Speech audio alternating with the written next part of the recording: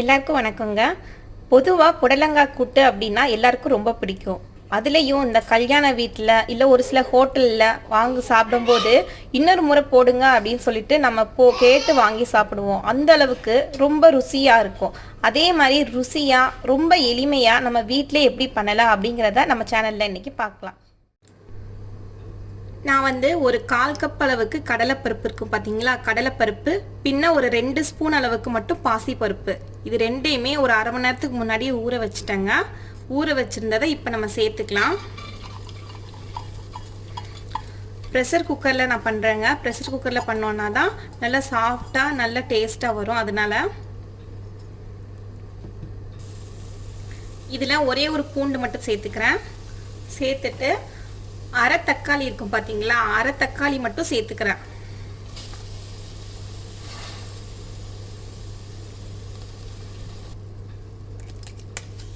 இதில் தேவையான அளவு உப்பு சேர்த்துக்கலாம். சேர்த்துட்டு ஒரு அரை ஸ்பூன் அளவுக்கு நம்ம மஞ்சள் தூள் இருக்கும் பார்த்தீங்களா, கொஞ்சமாக மட்டும் சேர்த்துக்கலாம்.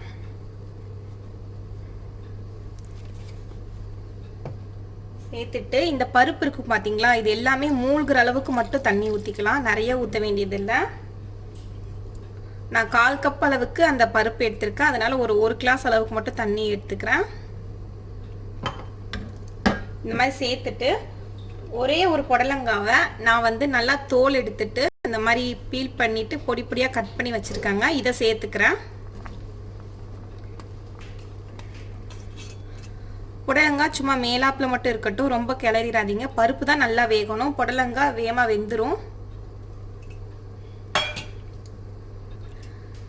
இதுலேயே ஒரு அரை ஸ்பூன் அளவுக்கு ஜீரகமும் சேர்த்துக்கிறேங்க. இப்போ இதை நம்ம மூடிடலாம். மூடிட்டு ஒரு 2லேருந்து 3 விசில் வரணுங்க. அந்த மாதிரி வச்சு நம்ம எடுத்துக்கலாம்.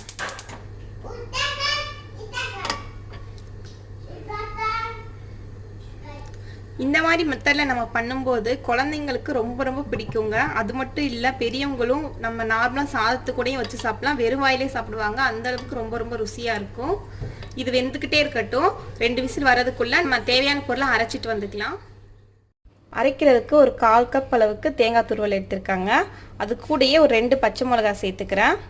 சேர்த்துக்கிட்டு ஒரு ஸ்பூன் அளவுக்கு ஜீரகம் சேர்த்துக்கிறேன். நம்ம இந்த பச்சை மிளகாய் நம்ம காரத்துக்கு ஏற்ற மாதிரி கொஞ்சம் அட்ஜஸ்ட் பண்ணிக்கலாம், கூடவோ குறைக்கவோ நம்ம செஞ்சுக்கலாம். அடுத்தது இது கூடயே நான் ஒரு ஸ்பூன் அளவுக்கு இந்த அரிசி மாவு இருக்குது பார்த்தீங்களா, பச்சரிசி மாவு, அதை சேர்த்துக்கிறேன்.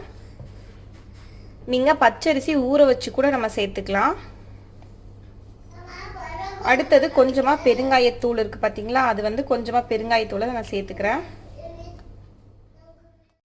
கூடையே ஒரு சின்ன வெங்காயம் இருக்குது பார்த்தீங்களா, அது 3லேருந்து 4 மட்டும் நான் சேர்த்துக்கிறேன். சேர்த்துட்டு இது எல்லாத்தையுமே ஓரளவு குறைப்பாக தண்ணி ஊற்றி அரைச்சி எடுத்துகிட்டு வந்துக்கலாம். இந்த மாதிரி அரைச்சி எடுத்துகிட்டு வந்துட்டேங்க.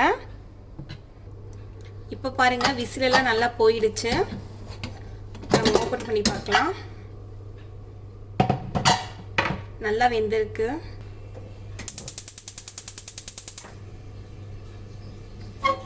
இப்போ இதில் நம்ம அரைச்சி வச்சுருக்கோம் பார்த்தீங்களா, இதை நம்ம சேர்த்துக்கலாம்.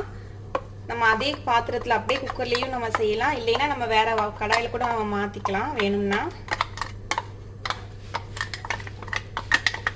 இது எல்லாத்தையும் சேர்த்துக்கிட்டேன். சேர்த்துட்டு இதை நல்லா கலந்து விட்டுக்கலாம்.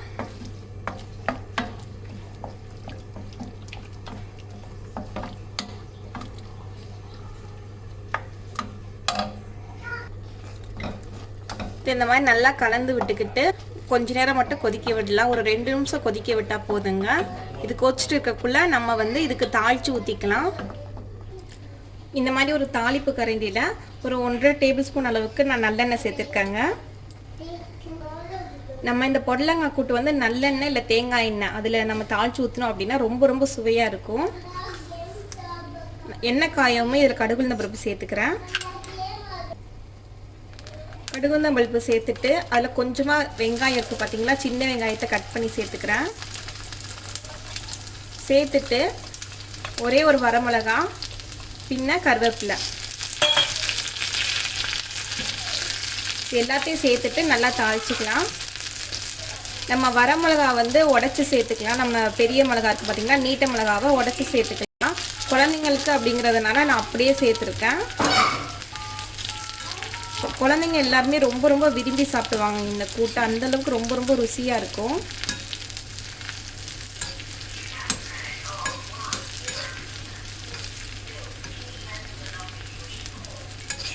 இந்த மாதிரி இதை நல்லா தாளிச்சுக்கோங்க.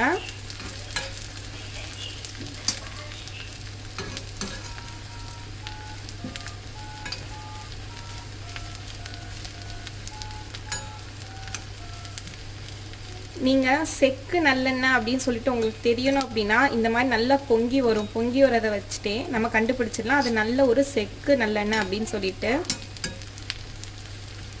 இந்த மாதிரி நல்லா நம்ம வதக்கியாச்சு.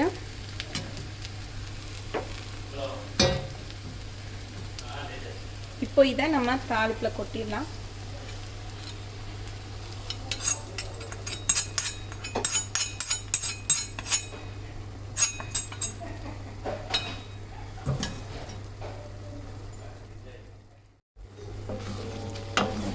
இப்போ இதை நல்லா கலந்து விட்டுக்கோங்க.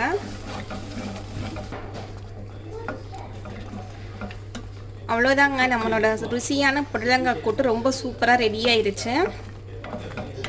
இப்போ நம்ம ஸ்டவ் ஆஃப் பண்ணிடலாம். நம்மளோட ருசியான புடலங்காய் கூட்டு ரொம்ப சூப்பராக ரெடி ஆயிடுச்சுங்க. இது ரொம்ப ரொம்ப சுவையாக இருக்கும். எல்லாருமே ரொம்ப ரொம்ப விரும்பி சாப்பிடுவாங்க. அந்த அளவுக்கு ரொம்ப சுவையாக இருக்கும். குழந்தைங்கள்லேருந்து பெரியவங்க வரைக்கும் மறுபடியும் வேணும் வேணும்னு சொல்லி கேட்டு சாப்பிடுவாங்க. அதுலேயும் வத்த குழம்பு இல்லை கார குழம்பு இந்த மாதிரி நம்ம செஞ்சுருக்கும் போது இது சைடிஷாக வச்சு தந்தீங்க அப்படின்னா ரொம்ப ரொம்ப அருமையாக இருக்குங்க. இது சைடிஷாக மட்டும் இல்லை, நம்ம நார்மலாகவே நம்ம அப்படியே சாப்பிடலாம். அந்த அளவுக்கு ரொம்ப ரொம்ப ருசியாக இருக்கும்.